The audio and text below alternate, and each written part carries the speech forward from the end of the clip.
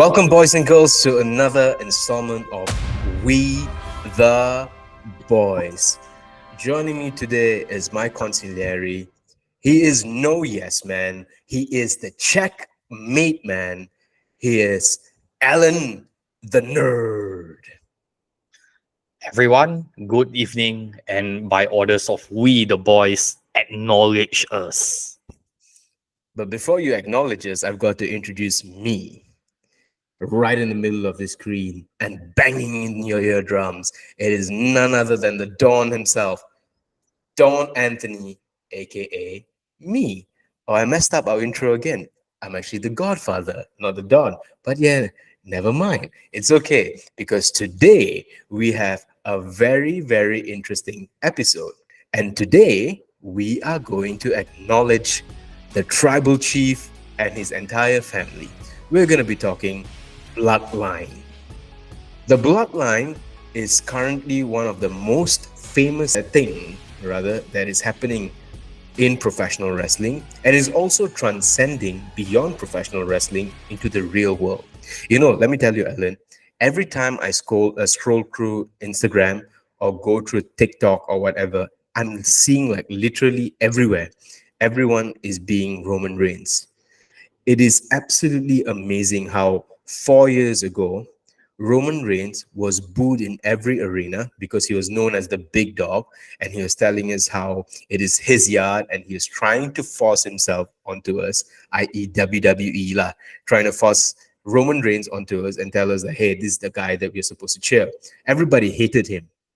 But then he went away, and during the what is the era again during COVID? What do they call it? The Thunderdome era, right? That's when he reinvented himself and he came out as the tribal chief, and everybody loved to hate him, and eventually everybody loves him. In fact, last week I saw a kid holding up a sign, "I miss Roman's music." Roman Reigns is really the guy now. In fact, before I pass the floor to you, let me show you something. I have this right next to me. Is it? That's Roman Reigns. Is it the Ultimate Edition? Yeah, it is the Ultimate Edition. Roman Reigns, man. So, Alan, what do you have to say? Okay, just to crunch the number on statistics, everything has come full circle since 2013. That was the year in which Roman Reigns has penetrated the main roster, making his debut with the Shield. And you have to remember on the early stages of the Bloodline being created and the formation of Bloodline, at that moment, Roman Reigns was introduced as a heel. And the Usos were minding their business, being babyface tag teams, just having regular tag team matches, leading towards an interaction in which the twins Usos did have the match against Roman Reigns in the Shield. So those are, good old years of 2013 and 2014 during the PG era. And after that, occasionally when the Shield broke out and Roman Reigns went face, they started the Bloodline in a very informal manner, in which we see that at that moment when the trio was named Bloodline, everyone was confused. What is the branding? What is the rationale behind this? Or just because they are relative, they are cousins, and you match them out in a faction doesn't make sense at that moment when they are still searching for their identity. Through thick and thin, where Roman Reigns was shoved out to our throat, we do not like it, and he rebuilding the persona, being transformed as a top heel of the company during the Thunderdome era, with his feud in which he forced Jey Uso to join the Bloodline. He roped in the Wise Man. After that, you have Jimmy Uso falling in line, Solo Sikoa, till the moment we are here today. So I would say that the Bloodline has truly transcended storytelling in professional wrestling. If you see since the Thunderdome era, everything, the main storyline, the focal point of WWE centers around one person. and that person is our tribal chief. Even you see when Cody Rhodes returned 2 years ago, there was a vision, sooner or later, it makes sense why he returned, won Royal Rumble back to back. For a person that is as a hero's welcome, a baby face, you need a perfect villain. Once again, we always equate it to MCU. We always equate WWE storytelling akin to the Avengers against Thanos. So Roman Reigns is the Thanos of WWE. And by having a formidable villain, that is how you perform long-term storytelling. So I resonate very much with you, Anthony. Once again, it has transcended not only professional wrestling, but contemporary pop culture as a whole. I've been scrolling Instagram actively, and there seems to be a very active trend of people making entrances in their wedding, performing the bloodline entrance, with the whole conglomerate, of people Yeah. joining the groom, Yeah. posing formal with the music. So it has transcended our pop culture. So what a time to be alive. Even that day, I remember I was wearing this what shirt was I wearing? A CM Punk shirt, in Bukit Bintang. So street vendor was asking me, about it's not along the lines of do you acknowledge your tribal chief, but he was asking, Roman Reigns or Cody Rhodes. So even the simpleton will know what is going on with WWE. Yeah, you see, as I was mentioning just now, also, like, when you're scrolling on Instagram and TikTok and stuff, right? So I have this friend, his name is Vignesh. Shout out to Vignesh. He has his own podcast called The Black Seed Theory, which talks about some very interesting stuff. I'm a big fan of it. They also speak in Tamil also. So if you're a fan of this kind of stuff, you can always check them out. So anyway, coming back to that. So I always will exchange reels with him and send him memes and stuff. And I noticed, like, recently, there have been loads of Roman Reigns has become super popular with the Indian crowd in India, So like these guys, they grow their hairs out and they have the beard trim like on point, and then they're holding like cardboard WWE titles, and they're just lip syncing to whatever he's saying. So Roman Reigns, you've done it. Everyone, you've got everyone by their hair. Everybody is such a fan now, and everybody in the bloodline in WWE genuinely owes everything to Roman Reigns. I believe he said this in one of the interviews just before WrestleMania. I think it was Pat McAfee's show. He said he told WWE he was ready to quit. Oh, no, no, no. It was the special that was done on him. I think it was on A&E, I believe. So he said, I was ready to quit, during the COVID time. He's done it all. But no, he came back and he said, I'm going to do it my way. And what's super interesting about Roman Reigns is that he's half Samoan and half Italian, Sicilian, in fact. And when you hear Sicilian, you automatically know and draw the lines between his lineage with the Godfather-esque lineage. So when you look at that character and you look at the bloodline, the tribal chief's character, he portrays himself like the Godfather. He calls the shot. He's very calm and calculated. The way he says it, he's the guy. And he's packaged himself around it. And look at the way he has also brought in his cousins. His cousins, his nephews, who are the Usos, by the way. Everybody's a level up, and all of this is owed to Roman Reigns. He's famous in wrestling, he's famous in pop culture. Right now, he's acting in a movie. And now everybody is literally waiting. When is Roman Reigns going to come back? So that is the impact of the bloodline. So just very quickly to let you know the history of the bloodline. It started off with Roman Reigns. Then he went to Jay. He teamed up with Jay and Jimmy Usos, repackaged the Usos, went on a little bit longer, and then at Clash at the Castle, he introduced Solo Sikoa and made him the enforcer. So it was now. Then they introduced Sami Zayn, and they had a whole beautiful story there. And then they had a massive feud with Cody, and everybody thought Cody was was prime enough to beat him. He didn't. Story went on. The Rock came into the picture and elevated the entire Bloodline story to another level. And then, as we all know, in WrestleMania 40, Roman Reigns finally lost the title to Cody Rhodes. But the amazing thing is, he became a bigger star after losing the title. So that is the Bloodline, and that is the beauty and the amazingness of the Bloodline. And then now we come to present day, we have a shift in the Bloodline post WrestleMania. Alan, do you want to fill us in on the current status of the Bloodline? Okay, the current status of the Bloodline post WrestleMania, Roman Reigns has yet to make a public appearance in WWE post WrestleMania. Everything was conducted through the wise man, Paul Heyman. So it's made known now that Solo Sikoa has taken out the mantle to replace Roman Reigns as the tribal chief. I think this was also made known previously. It was a false alarm segment, leading towards a few months ago, in which Roman Reigns was declaring who is the next in line to be the tribal chief. Jimmy Uso was so pumped out, after that he announced, so, the next tribal chief, Solo Sikoa. And Jimmy was like, hey, what? But now I think they are shifting in the storyline in which there is a hostile takeover in the way how the Bloodline is being managed. It's like a coup, right? It's like a coup. Yes, correct. And we can see now, Solo Sikoa is presenting himself in a different manner. He's wearing formal, this week he's wearing glove. And after that, also another thing, sorry to interject, he's No not problem. just wearing gloves, he's also wearing shoes now. I don't know why people have not realized this. He's wearing shoes now.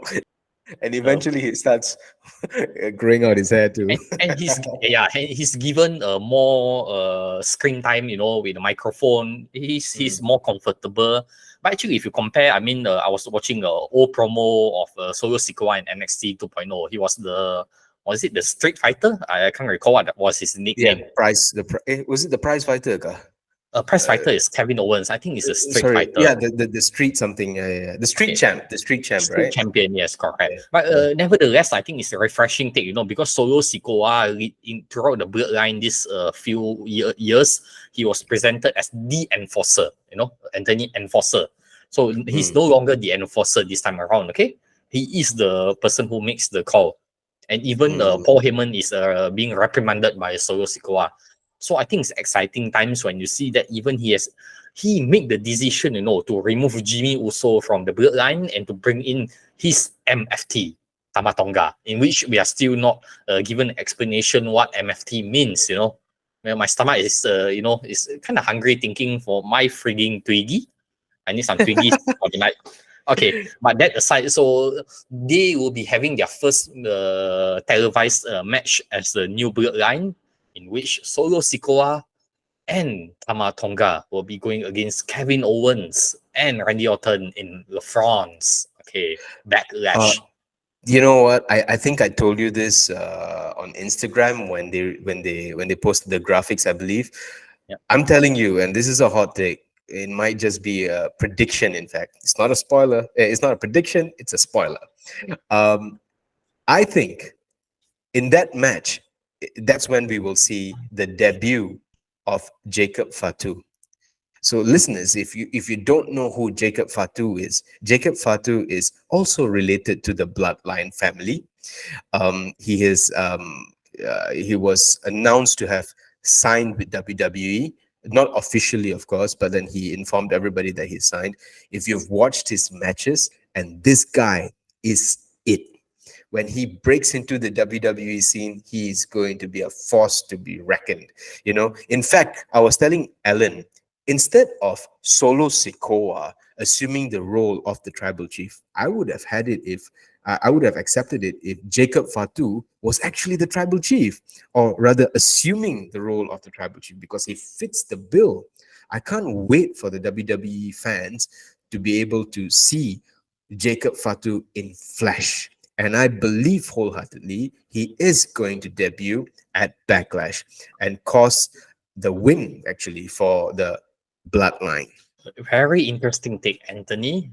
So we have to tune in, because how and when, it's not if, it is when Jacob Fatu is introduced to the Bloodline field consideration. will people, the mainstream audience and the WWE universe know what's coming? You know, or are we to assume that they have done their research? Who is Jacob Fatu, and possibly, in the future, Zilla Fatu? And how is him being presented? His name, will he be rebranded to a certain name? And the role he plays in the bloodline, because initially I remember, Anthony, when Tamatonga was introduced, you were not a fan of how Tamatonga was presented, as if Yeah, he's a henchman, he's a goon. But I yeah, think he has made his case throughout the past few weeks. He was, very radical. Caused mm, Kevin Owen to attack Kevin Owen backstage.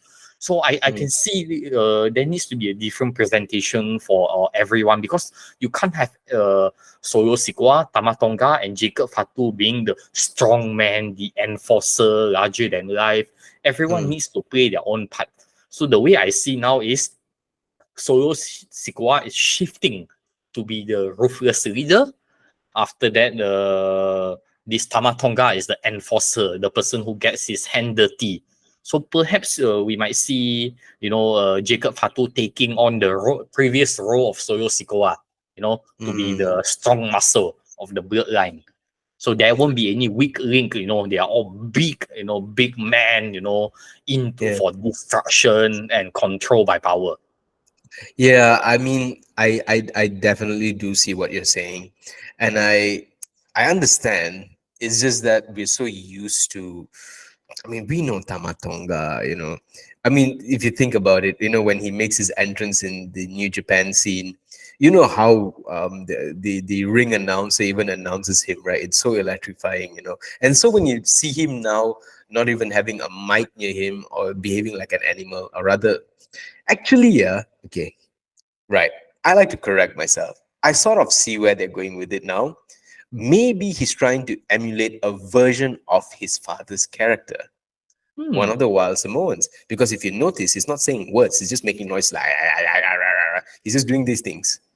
So maybe that's what he's trying to emulate, or rather pay tribute to. I don't know. It's just that I'm a bigger fan of the New Japan Tamatonga for now, but it's only been 2 weeks, so I may be jumping the gun here. But I'm absolutely excited to see how Jacob Fatu comes into the fore, right? Also, I feel that there is a possibility that we might see a Zilla Fatu down the line. And I feel that if WWE do capitalize on getting Zilla Fatu in, that'll be a very good thing. Because, like I said before, Zilla Fatu and Jacob Fatu, what they've been doing on the indie scene is amazing. It's like real top tier stuff. You know. Anyway, so we've sort of like jumped the gun with the probable directions where the bloodline could go. If you haven't noticed it already, it is the most logical thing that they could be going in is the bloodline civil war, bidding the OG bloodline versus the new bloodline. So the lineup for the new bloodline is essentially Solo Sikoa being the plaything tribal chief, followed by the MFT Tamatonga, and then we have Jacob Fatu, and possibly another name in the future. We don't know. Could be a Zilla, could be someone. We don't know. Then on the OG side, you have the Roman Reign, the actual, the Roman Reign, the tribal chief. You have the Usos, Jay and Jimmy, because that's where the storyline is heading. Jimmy is out injured. Jay is still talking about him. I feel that somehow, some way, Jay is going to come and help him out, something like that. We will see a reunion. But there's also a space for the fourth member. Who could be the fourth member?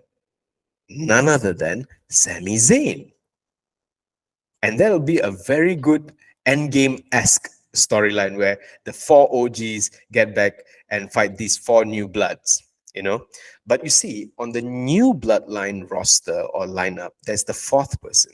The fourth person can either be another new blood like Zilla Fatu, or it could be the mastermind himself, the final boss, The Rock. Also, we are forgetting a very big walrus in this story.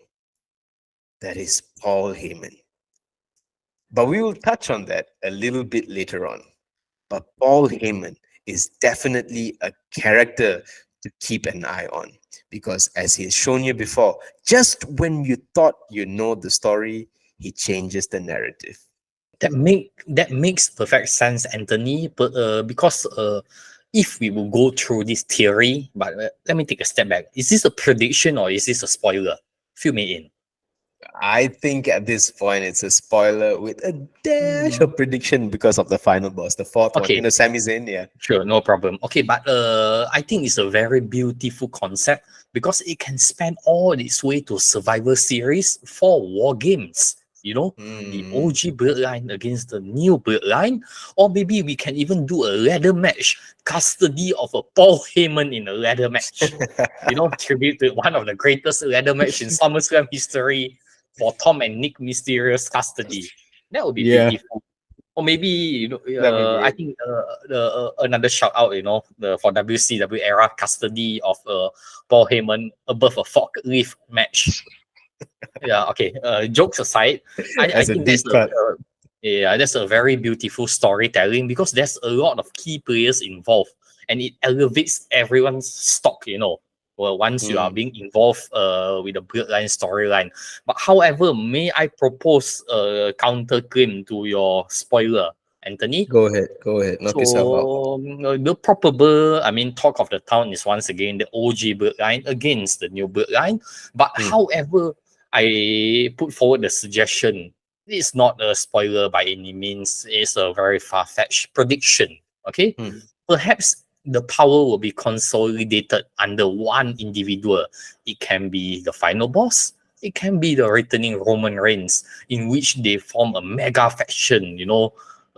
Derived of all these individuals, 7 to 8 individuals, Solo Sikoa, MFT, Tamah Tonga, Jacob Fatu, Zilla Fatu, heck, Huawei, I did bring every single Samoan back to the faction. You can have Mm. Tanga Loa and Hiku Leo from New Japan. Maybe you want to Mm. connect back with Fale. So Mm. maybe Rikishi will be the special enforcer, and after that we bring again Cody and his his conglomerate with everyone, bring back all the legends, the likes of Stone Cold, the Undertaker, Jey Uso, Sami Zayn, LA Knight, everyone that the Bloodline has ever crossed path with, Hmm. and it will not only be akin to Avengers Endgame. This will be the Infinity War, the Kang Mhm. Dynasty, okay? As what the Cody Rhodes will say, the final inning. I think that's a baseball term. I'm not very well versed with baseball. So by no means WrestleMania 40 is the end. It's only the starting of the new era. Not only the era for professional wrestling, sports entertainment, WWE, but the new era of the Bloodline.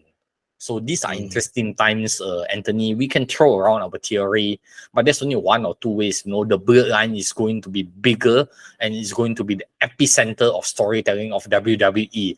Even Mm. though, as of now, the accents of The Rock and Roman Reigns is felt, but rest assured, sooner or later it will span, and the Bloodline will find its way once again through the center of WWE storytelling. Let it be SummerSlam, Survivor Series, next year's Royal Rumble, or WrestleMania. Mark my word, okay? The main event of WrestleMania next year will be related to the Bloodline. There is no way that the main event and the focal point of WrestleMania hereafter will be anything other than the Bloodline, one way or another. I've got a question for you. Do you think next year's WrestleMania, i.e., WrestleMania 41, is too soon for a Rock versus Roman Reigns? I agree with you. We need to give it time, like how Rock versus Cena. Cena had his redemption on the second match. Like how Cody Rhodes, he only won the title after the second bite of the cherry. I felt Mm. that the epicenter and the ultimate ending of the Bloodline storyline shall be WrestleMania 42 with The Rock against Roman Reigns. So Yeah. perhaps once again, it's a long time spoiler, 1 year in the making. This is my wild pitch. save it, put it in TikTok, frame this picture perfect, this date, 2nd of May 2024, 10:29 p.m. Malaysia time. The nerd calls it main event of WrestleMania Sunday. WrestleMania 41 will be The Rock and Cody Rhodes. Main event of WrestleMania Night 2, WrestleMania 42 in 2026. The Rock against Roman Reigns. Let's finish our story, Anthony. Let's travel to the States. What do you say? Yeah, I hope. Why 42? Let's gun for 41. WrestleMania 41. Anyway, wait. Before that, this is what I would predict. I think we are headed towards a Cody versus Rock 3 at WrestleMania 41, in which Cody Rhodes will win, but he will win because of the Rock's interference, which will cost Roman Reigns the match.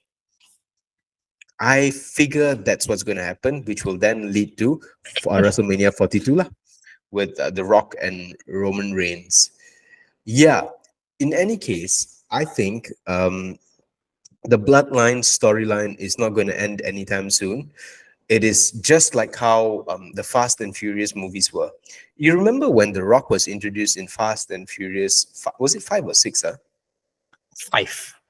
Yeah, Fast 5. Yeah, he was introduced in Fast 5. At that point, everyone was thinking like Fast and Furious is going to end sometime soon. But the moment The Rock was involved, the whole storyline started changing and they started exploring to the moon and space and everything beyond that, So that's the same thing that's happening with the Bloodline. Everybody thought it's just going to end, but no, it just took a new change in new direction and it's starting again. And I am really looking forward to when The Rock is going to debut his role in the whole Samoan family tree, which is a legit role, that is the High Chief. He needs to be the High Chief the next time he comes around. And I feel like that's what's going to happen. He's going to veto the decision-making process by saying that, I'm the High Chief. What's a tribal chief compared to a High Chief? So the final boss thing might just transcend and become the High Chief lah.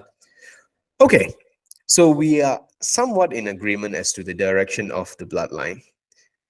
But now I've got to ask you, Paul Heyman. Paul Heyman is a big game player, right? And if you take notice as to what Roman Reigns said in the Hall of Fame speech when he was inducting Paul Heyman, he said, when Paul Heyman is no more in WWE, that's when the Bloodline ends, and that's when the High Chief, the tribal chief will no longer be on your screens. Wasn't that an Easter egg? I do not believe that they are just going to throw out these things about the Bloodline for just like that. So I believe Paul Heyman is actually the most important piece of puzzle in all of this. What if it was Paul Heyman who was actually orchestrating this entire thing? He had lost his faith in Roman Reigns and is actually starting to prime Solo Sikoa to take over the tribal chief role, so that when Roman Reigns actually comes back to retake the role and ask, hey, what are you doing? Then the swerve happens, and then you show that Paul Heyman betrays Roman Reigns. Because I believe the first time, which is the second week after Tama Tonga had appeared, Paul Heyman said something very confidently on mic, something to the effect of, there are many political people backstage, and I'm definitely one of them, or something like that, if you remember. So I believe Paul Heyman has another swerve in his pocket. What do you think? Yes, Anthony, I resonate with you. Paul Heyman is the elephant in the room, no pun intended. But Paul Heyman is the X factor. You have to know the proper Bloodline storytelling saga arc started in 2020. Payback. That was when the Roman Reigns cut a promo with Adam Pearce, and in order for him to join the triple threat between him, the Finn, and Braun Strowman, he is to sign the contract, but the camera slowly panned out, and after that, who's the person sitting beside Roman Reigns? None other than the Snake, the villain of professional wrestling, The Paul Walrus. Heyman. the walrus Paul Heyman, the mastermind, the evil genius. So there was a debate recently in the internet.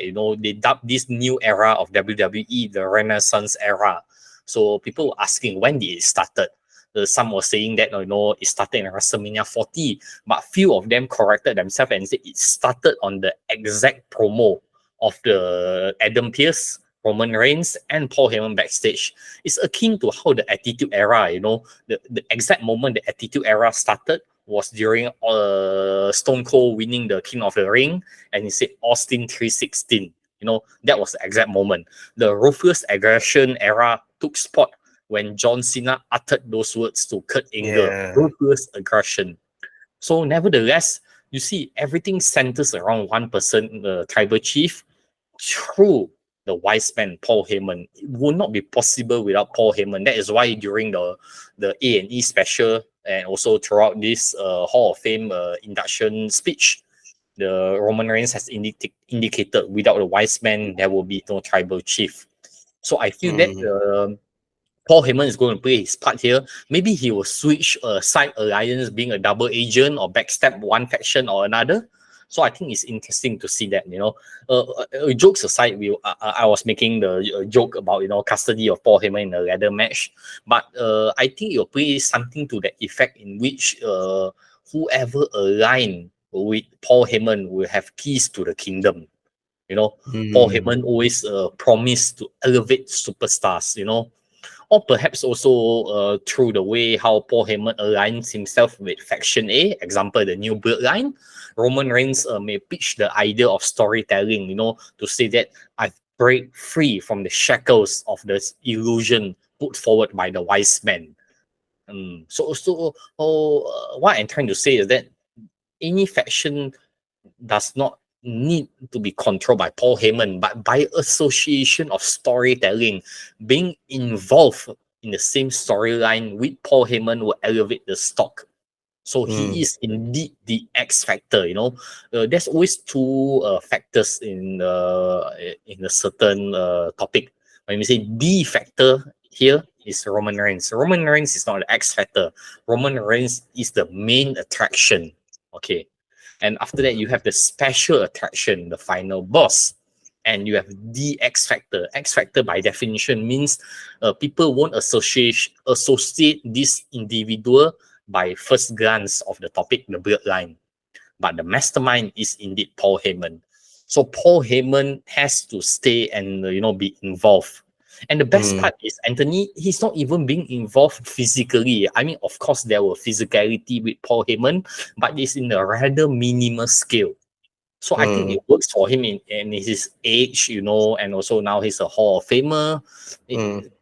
He is able to tell a story just by his expression, body language, and also his mic skills. So come, Anthony. Yeah, I agree with you. I definitely agree with you. However, we are all saying that the bloodline is like this magical thing and we really love it. I mean, we all do. We really do. But the problem I have with the bloodline storyline is, although it's about Roman Reigns being the head of the table and representing the entire Samoan family, the Fatu family and everyone, right? We don't see them enough. We saw the wild Samoans, putting the Ulafala on him, right? Giving him the title of the tribal chief.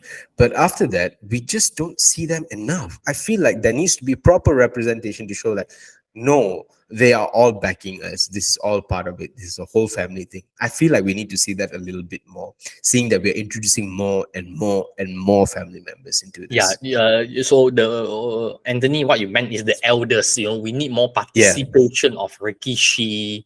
Of the elders, the generation that came before Roman Reigns and Jey Uso and Jimmy Uso.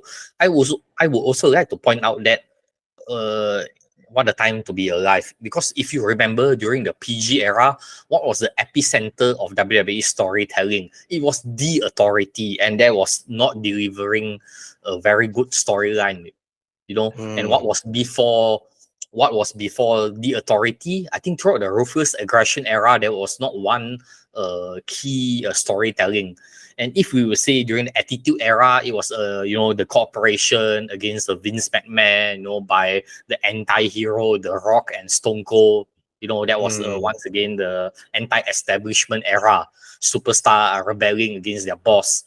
So after that, you move forward to The Authority is a big miss for me. And now finally, WWE, everything is revolving Bloodline and everyone's enjoying it. So thank God we have get through tough times with the PG era and all the nonsense with the Authority, the anonymous GM. Oof, that was an embarrassing time. But okay, brighter future awaits us, Anthony.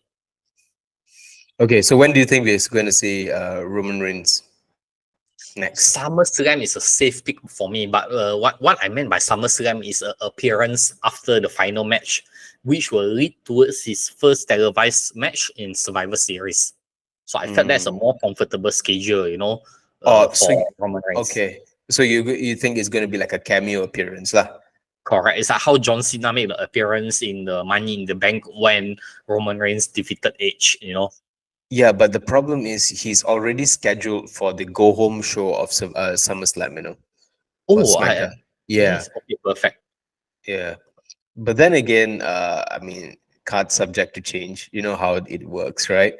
Yeah, because I feel like as opposed to him appearing for the go home show, that will be nicer to drag it out a little bit more. Like he's there suddenly, like how Bray Wyatt, came out at the end of the show, like how CM Punk came out. I think that would be much more sweeter. But if he is scheduled to be at the go home show before SummerSlam, I believe there's going to be a build for a match involving him, or rather being a focal point of the match, and then he finally appears. Just like how the Undertaker versus Bray Wyatt match was built for WrestleMania 31, I believe. It was built without him physically being there, and then he appears for WrestleMania. Just that this time he's going to be there for the go-home show. Lah. I don't know. Whatever it is, it seems really fun. But to be honest, I would rather yours, because he not be involved and he appear at SummerSlam after the match. That'll be a very great one to maximize his appeal, his aura, Yeah. So all in all, I think we've covered all whatever we wish to speak about. I feel like we need to revisit this Roman Reigns topic. Bloodline is bloodline, but Roman Reigns, how you would book his return. That would be a nice topic to speak about, I think. All right, I think we can end the episode then. With that said, I've been the Don Anthony, and that's been Alan the Nerd, my consigliere, and we the boys. By orders of we the boys, acknowledge us. Also, if you're watching this, please like, share, subscribe, or whatever not. Acknowledge us.